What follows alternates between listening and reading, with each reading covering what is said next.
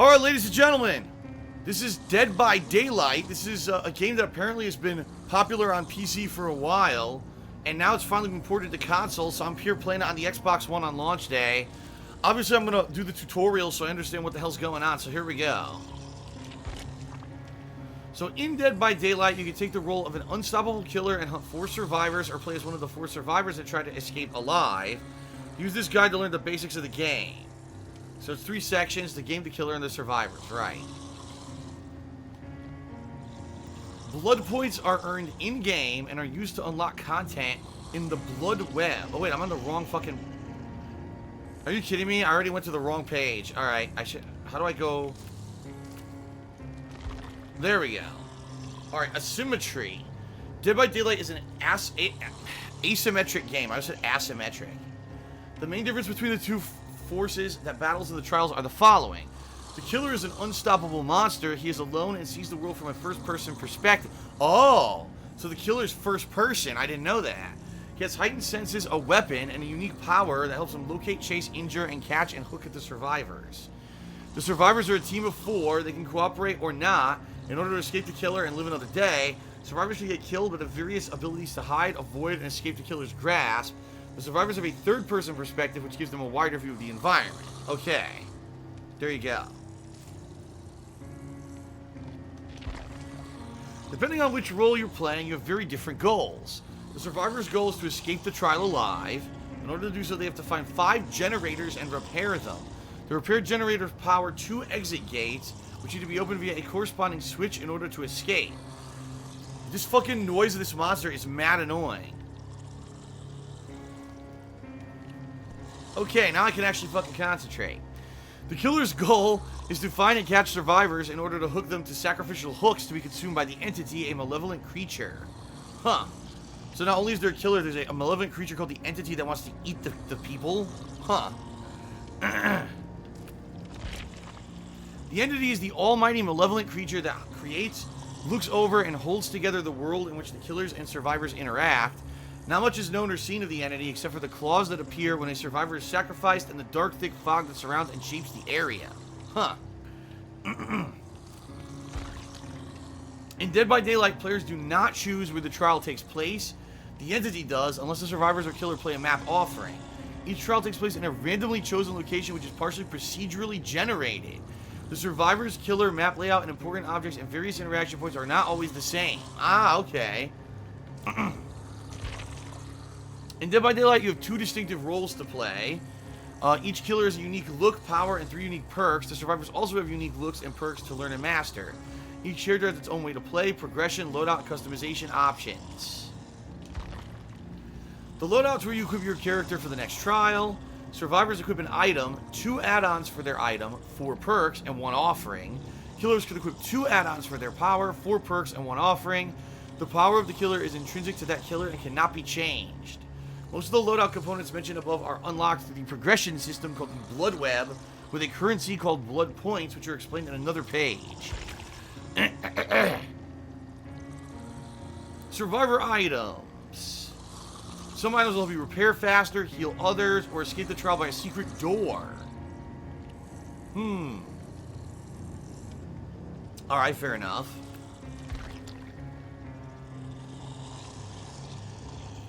Each killer has a unique power that defines how they're played. Since the killer's identity is hidden in the lobby, survivors need to adapt their strategy. Okay.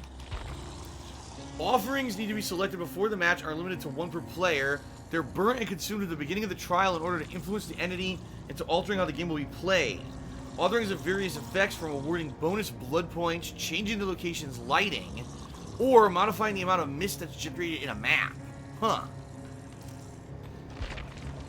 Perks are extra abilities assigned to your survivors and killers. These are straightforward, I'm sure. So, alright. Teachable perks. There's a set of 3 unique perks they can use as soon as they're unlocked. Through leveling up, characters eventually master the unique perks and can teach them to other characters. These perks are called teachable perks, and they're unlocked level 35, or 30, 35, and 40. Alright. Alright, blood points. This is what you use to upgrade, basically. Alright, I don't care about that. I'll learn as I play. Blood Web is probably your skill tree. Okay. Status effects. Yellow status icons indicate that the effect is positive. Red status icons indicate that it is negative. Okay. Alright, you got Bloodlust. Ugh, activates on a killer, sorry. Activates on a killer after being in a chase for a certain amount of time. Increases movement speed. Curse. The survivor suffers a secret penalty related to a hex totem. Oh my god. What the hell? Game effects image. There's a glitch. The fucking picture didn't load. Game effects image 2. Endurance. The survivor is hardened and can resist a hit. Huh. Exhausted. The survivor cannot use movement speed abilities. Hemorrhage. The survivor bleeds in great quantities, making him easier to track. Blindness. Your vision is impaired. Madness. Suffers various mental afflictions like hallucinations. Another one. Game effects image 7 didn't load. Mangled. The survivor is heavily injured, and you need more time to be healed. Haste, where you move faster. Another glitch thing that didn't freaking load. The character base movement speed is decreased. And exposed. The survivor is in peril and will be downed in one hit. There's no way anyone will ever remember any of this. Auras. You'll see the word aura used here and there, and aura is a visual effect used to show objects or characters through other objects, alright? Obsession. Some perks and add-ons can trigger the obsession gameplay. In these cases, a survivor is selected as the killer's obsession for various effects. There can only be one obsession per trial, which is known as the killer. Oh my god, this is so complicated. Totems and hexes. Fuck me.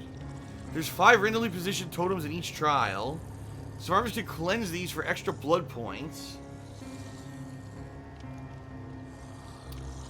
A blood totem can become a hex totem. Hex totems are lit with a candle while others are dull. Oh. Daily rituals. Fuck. Still going, man. Daily rituals are optional tasks that can be completed to earn extra blood points. Okay. The Shrine of Secrets. The Shrine of Secrets contains 4 teachable perks that can be unlocked with iridescent shards.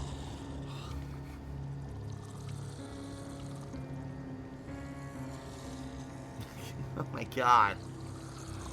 Alright, I don't even care. Enough of this. This is ridiculous. Holy fuck, dude. Oh my god. We're not... That was just the first one.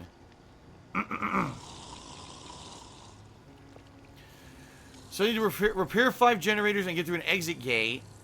Open one of the 2 exit gates by activating the switch, and then run through and beyond the exit gate. That's how you win as the survivor. There's 3 health states. When you're dying, it's not over yet. You slowly bleed out. On the dying state, the other survivors are shown to you and your aura is shown to them. Use this information to crawl to a friend and get healed or stay stationary and recover. Recovering is a lengthy operation that shortens the amount of time it'll take for another survivor to heal you. Ugh. Use stealth to avoid getting detected. Detecting the killer. There's a terror radius and a red stain.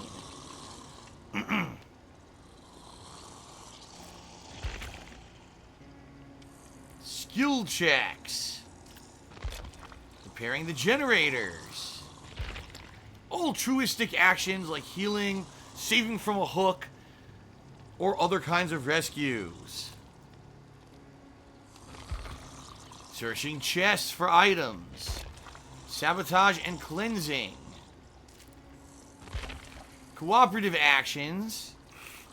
So some actions are faster if you do them with another survivor. And chases. The killer can chase you. The exit gates will power up when you do all 5 generators. Once you look at a gate, you need to use the handle next to it and hold it until the gate is open. So you gotta need to stay on alert as the killer might appear at any moment.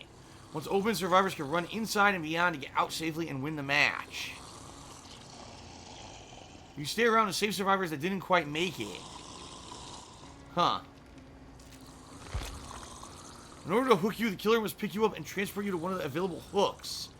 During the transport, a survivor can wiggle to hinder the killer's movement and attempt to escape his grasp. So unlike Friday the 13th, where Jason would just instantly kill you, here you have to grab them and walk across the map to a hook and hook one of the survivors. Okay.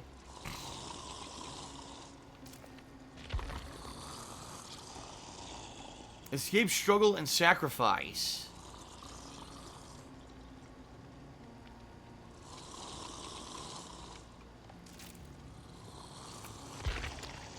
Items and add-ons, and the hatch. The hatch is a special back door, an alternative way for the survivors to escape. The hatch appears mysteriously and is usually closed and locked. A survivor with a skeleton key will be able to escape through the hatch. In the event only one survivor is left in the match and 5 generators have not been repaired, the hatch can become available and be open. Do not miss this opportunity. Now we got the killers. Good God. So you gotta patrol the area and find survivors, chase injured, catch survivors, and transport and hang survivors on the sacrificial hooks. Your goal is to patrol the generators and look for the humans, of course. If you spot a generator that's partially repaired, you can get close and perform a damage generator action to regress the generator progression. Okay.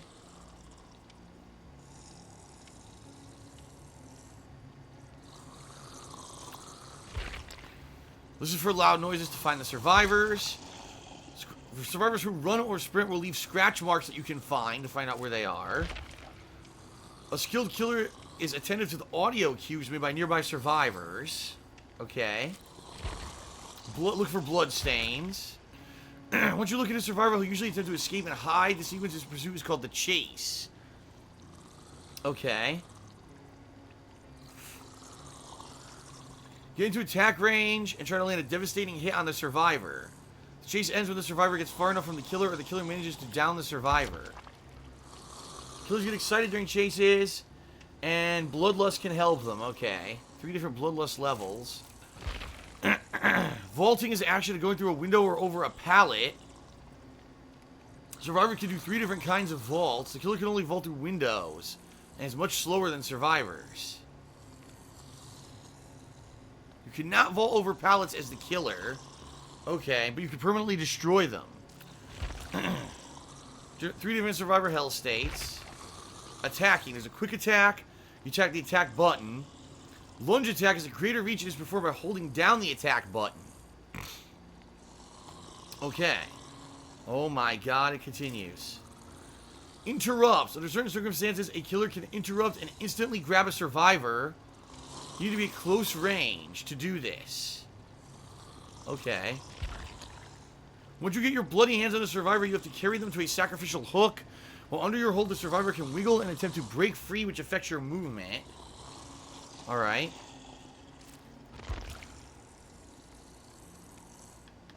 Alright, we already gotta put them on a hook. Hooks found around the map can be disabled or sabotaged. Survivors can use perks and tools to destroy the hooks, making them unusable. Huh.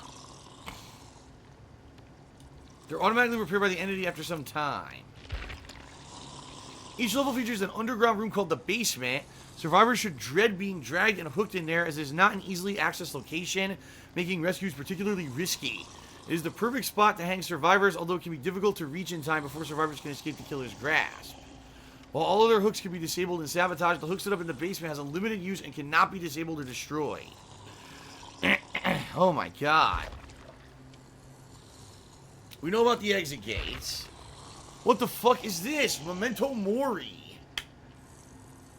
You can instantly kill a downed survivor rather than going through the sacrificial sequence.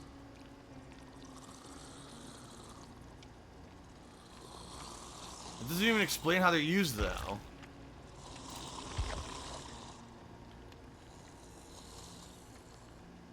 Alright. I think that's enough. Holy shit. 20 minutes of reading this fucking tutorial, right? Now I'm wondering, I guess I'll start as a survivor and try to understand that, and then eventually I'll go to play as killer. Because I probably want to do survivor side first, and then switch to killer and do that, alright? Good lord. Alright, well, that's the tutorial. Now time to actually play the game.